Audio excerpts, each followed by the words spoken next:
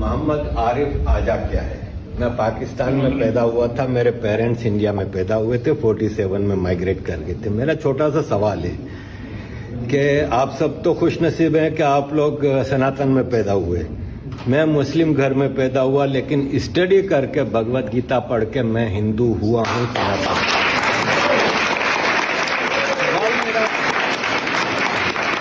सवाल मेरा ये है कि मुझे सब लोग सवाल करते हैं कि तुम मोहम्मद आरिफ आजा क्या हिंदू कैसे हो सकते हो, नाम चेंज करो। क्या नाम चेंज करना जरूरी है? क्योंकि कितनी कॉम्प्लिकेशंस होती हैं बच्चों की, बर्थ सर्टिफिकेट में इधर उधर हर जगह होता है नाम। क्या नाम चेंज करना जरूरी है? और जैसे आपने फरमाया कि भारतीय बन के रहो, तो क्या एक पाकिस्तानी बॉम्ब भारतीय नहीं बन सकता अगर वो दिल से हिंदुस्तानी हो? Thank you sir. Thank you. पहली बात तो हिंदुत्व कोई एक धर्म नहीं है, हिंदुत्व एक मानवता की विचारधारा है। और मानवता की विचारधारा के लिए हमें ना आपके रंग से मतलब है, ना रूप से मतलब है, ना आपके देश से मतलब है। यदि आप भगवत गीता पढ़ रहे हैं, यदि आप भगवत गीता का अनुसरण कर रहे हैं, तो आपका नाम कुछ भी हो, आपकी पहचान कुछ भी हो, हम रहीम रस खान के भी गीत गाते हैं, हम रहीम रस खान के भी गीत गाते हैं, और जब देश की बात आती है तो अब्दुल कलाम को भी सल्यूट करते हैं। तो हिंदुत्व, आप हिंदू हैं, आपने ये मान लिया, हमारे लिए यही काफी है, हमारे लिए यही बहुत है।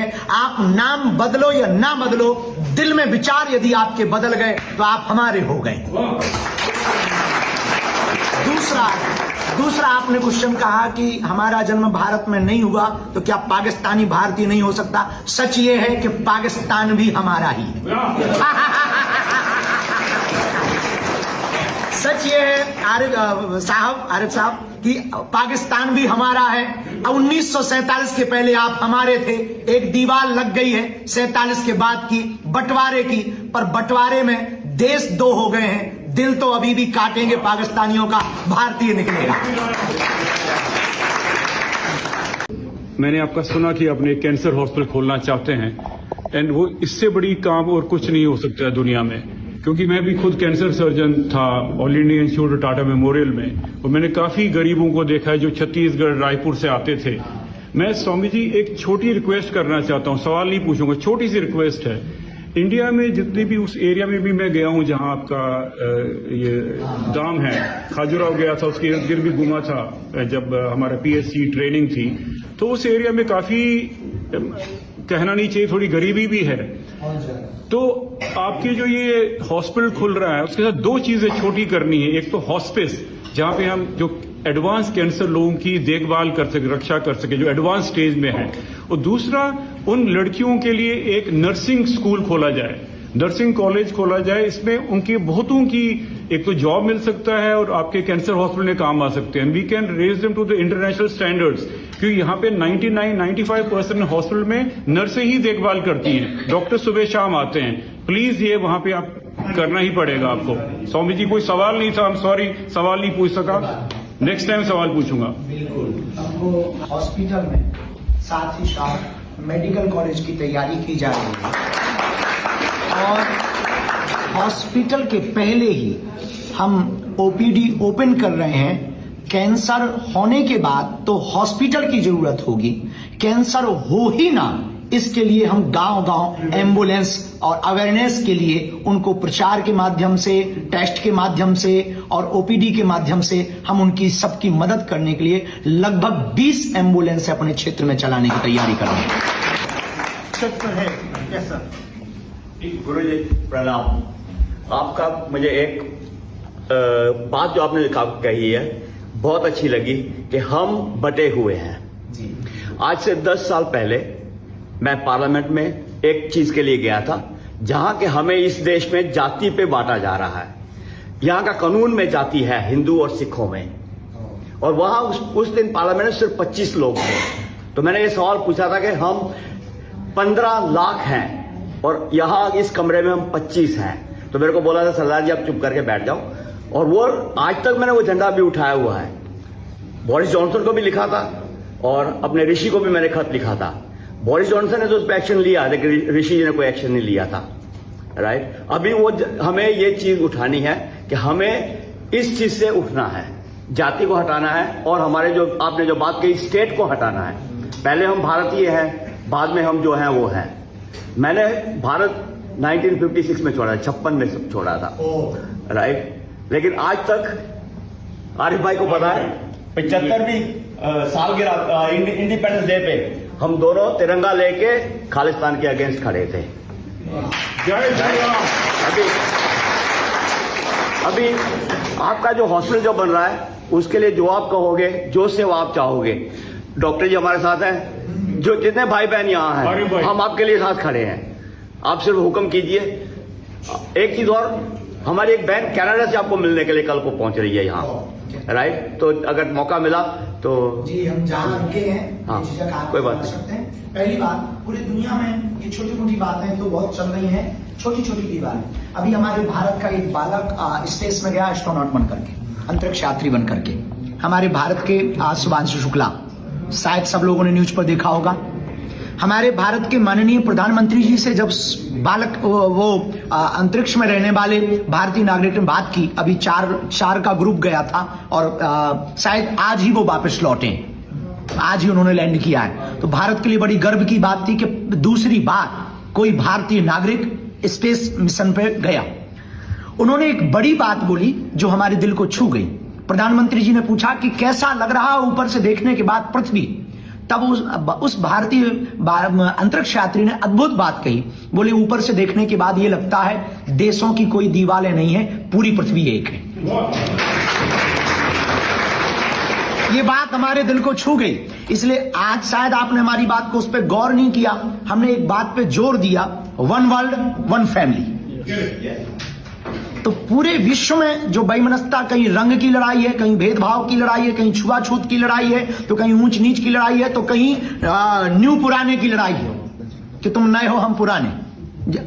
नए पुराने की लड़ाई भी बड़ी कई देशों में चल रही है, तो कहीं जातवाद की लड़ाई है।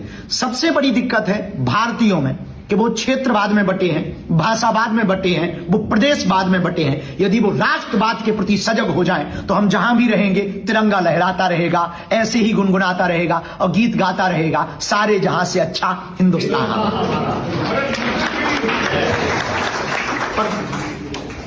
जी गुरु जी, मैं सबसे दूर से आया हूँ यहाँ पे, स्कॉटलैंड से। मेरा नाम पुनीत द्विवेदी। नहीं मेरा नाम पुनीत द्विवेदी है। मैं सिविल सर्वेंट हूँ यूके गवर्नमेंट में और पॉडकास्ट भी करता हूँ। तो मेरा दो सवाल है, I am allowed to questions. पहला सवाल है कि there is lot of youth who want to go and do volunteering work, you know. अच्छा, बहुत से यहाँ युवा स्टूडेंट, मैं कई स्टूडेंट ऑर्गेनाइजेशन के साथ भी एसोसिएटेड हूँ, उनको मेंटर करता हूँ। तो दे वांट टू, वो इंडिया जाना चाहते हैं कि सेवा करने के लिए कुछ वॉलंटियरिंग वर्क। तो क्या आपके बागेश्वर धाम में ऐसी अपॉर्चुनिटीज हैं जहाँ समर में लोग जाके कुछ सेवा कर सके? पहला क्वेश्चन। और दूसरा, आप इतना कम में इतना कुछ कर रहे हैं तो ये आपके ऊपर काफी वेट होगा इतना एक्सपेक्टेशन का, तो आप कैसे मैनेज करते हो? आप सबके सहयोग से, लोगों के प्रत्येक सहयोग से, और हम अपने जीवन की जो कथा कर रहे हैं उसमें हमें जो भी भारत में चढ़ोतरी देते हैं या जो भी मिलता है उसको हम निजी जीवन पर खर्च नहीं करते हैं। अभी तक भारत में अस्पतालों में मंदिर थे, हमारा ड्रीम है कि मंदिर में अस्पताल। उसके लिए लगभग 350 बेड की परिकल्पना है। 100 बेड फर्स्ट फेज लगभग 2027 के लास्ट 28 प्रारंभ में उसको हम पूर्ण करके सेवा के लिए समर्पित करेंगे, ताकि आने वाले लोगों को भगवान बालाजी की कृपा और दवा दोनों प्राप्त हो सके। पर उसमें हम खोल तो देंगे, पर संचालन तो डॉक्टर ही करेंगे। जैसे कि डॉक्टर साहब बैठे हैं, तो पूरे वर्ल्ड के जो लोग सेवा भाव, मानवता को प्राथमिकता देते हैं, हम उनको फीस तो नहीं बहुत महंगी दे पाएंगे। वहां पर जो परमानेंट रहेंगे वो फीस पर रहेंगे। बाकी बीच बीच में सभी देशों के डॉक्टरों का एक एक सेमिनार रखेंगे, 10 दिन, 15 दिन, 1 महीने। आप अपने जीवन काल के हमारे बागेश्वर धाम के साथ गुजारें, ताकि वहां आने वाले मरीजों को निःशुल्क इलाज मिल सके और उन्हें रोग से लड़ने की क्षमता मिल सके और आपका मार्गदर्शन मिल सके। तो 2 साल बाद उन युवाओं को ये मौका मिलेगा कि आप हमारे हॉस्पिटल में हेल्प कर सकते। पर अभी यदि आप आकर के अपनी छुट्टियों में सनातन परंपरा का अनुसरण करके कुछ सेवा करना चाहते तो वहां गौशाला की सेवा है, प्रतिदिन अन्नपूर्णा चल रहा, 6 साल से भंडारा चल रहा है, लगभग 10,000 से 20,000 लोग निःशुल्क अन्नपूर्णा आज भी वहां खाते हैं। तो वहां पर सर्विस कर सकते हैं, सफाई व्यवस्था दे सकते हैं, टेम्पल में लाइन लगाने की सेवा देख सकते हैं, वहां पर साफ सफाई की व्यवस्था देख सकते हैं। तो बहुत सी सेवाएं हैं। यदि कोई भी यूके में, यूएसए में, किसी भी देश का बालक, यूथ सनातन परंपरा को मानता है, देश के प्रति प्रेम करता है और सेवा करना चाहता है, तो अपनी छुट्टियों को बहुत फेस्टिवल को भी मंगल महोत्सव बना सकता है बागेश्वर धाम आकर के। उसका हम स्वागत करेंगे। उसके लिए वेबसाइट पर मेल भेजें, बागेश्वर धाम वेबसाइट पर मेल भेजें। उस मेल के द्वारा आपको रिटर्न जवाब मिलेगा। उसके बाद आपकी योग्यता के अनुसार आपकी सेवा की पात्रता को देख करके आपको वहां सेवा पर लगाया जा सकता है। फिर आपने दूसरा कहा कि हाँ, देखिए एक्सपेक्टेशन हिंदी में बता दो जरा।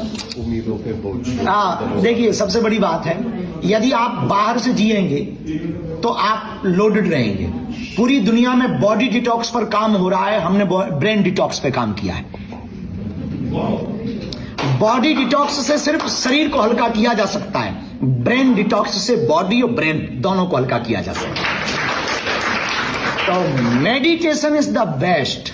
एवरीडे कोशिश भर हम ध्यान करते हैं, चैंट्स मंत्र जाप करते हैं, हनुमान चालीसा का पाठ करते हैं, और हम एक बात अपने चित्त में रखे हुए हैं जिससे हम इस स्ट्रेस को वो कर लेते हैं, मेंटेनेंस क्या कर लेते हैं, मैनेज कर लेते हैं। हमारी अंग्रेजी बहुत तेज है। अब वो ऐसे हो पाता है कि हमने ये मान लिया बचपन से हमारे गुरु के कहने पर, हम भगवान के इंस्ट्रूमेंट हैं, बजा भगवान रहा है।